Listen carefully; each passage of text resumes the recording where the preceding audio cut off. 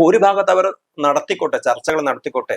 CPI വേണോ, CPM വേണോ, മന്ത്രിസഭയിൽ തുടരണോ, അല്ല മന്ത്രിസഭയിൽ പുറത്തുനിന്ന് പിന്തുണ നൽകണോ, അല്ല മുന്നണികൾ തന്നെ വിട്ടുപോകണോ? ഏതായാലും CPI മുന്നണി വിട്ടുപോയാലും എന്ത് സംഭവിക്കില്ല? ഭരണം വീഴില്ല. അപ്പം അങ്ങനെ ഒരു പ്രശ്നമേ ഉദിക്കുന്നില്ല. അതേപോലെ തന്നെ CPIക്ക് വേണമെങ്കിൽ നേരെ UDFിലേക്ക് പോകാം, UDF നിന്ന് മുസ്ലിം ലീഗിന് വേണേ ഇടതുപക്ഷ മുന്നണിയിലേക്ക് വരാം. ഇതൊക്കെ രാഷ്ട്രീയമായിട്ടുള്ള പോസിബിലിറ്റീസ് ആണ്. പക്ഷെ ഇവിടെ അതിനേക്കാൾ ഉപരിയായിട്ട് നമ്മുടെ നാട്ടിലെ വിദ്യാഭ്യാസ രംഗത്ത് അടിസ്ഥാനപരമായ മാറ്റങ്ങൾ വേണം എന്നുള്ളത് കാര്യത്തിനെ കുറിച്ച് ആർക്കും തർക്കം ഉണ്ടാവില്ല. പക്ഷെ അതല്ല ഇവിടെ ചർച്ച ചെയ്യപ്പെടുന്നത് എന്നുള്ളതാണ് വിഷയം. ഇപ്പം വിദ്യാഭ്യാസ രംഗത്ത് ഗുണപരമായ മാറ്റം വേണം, വിദ്യാർത്ഥികളുടെ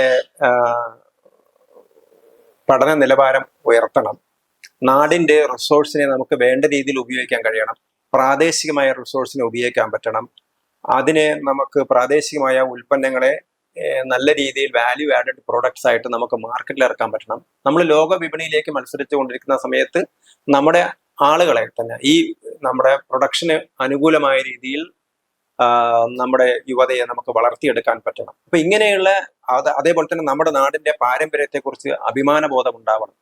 അപ്പം ഇങ്ങനത്തെ കാര്യങ്ങളിലൊന്നും സാധാരണ ജനങ്ങൾക്ക് യാതൊരു പ്രശ്നം ഉണ്ടാവില്ല. പക്ഷെ ഇതിനെയൊക്കെ ഒരു മുൻവിധിയോടുകൂടി കാണുകയാണ് നമ്മുടെ രാഷ്ട്രീയ പാർട്ടികൾ ചെയ്യുന്നത്. എന്നിട്ട് അതിന്റെ പേരിൽ തർക്കം ഉണ്ടാക്കുകയാണ് ചെയ്യുന്നത്.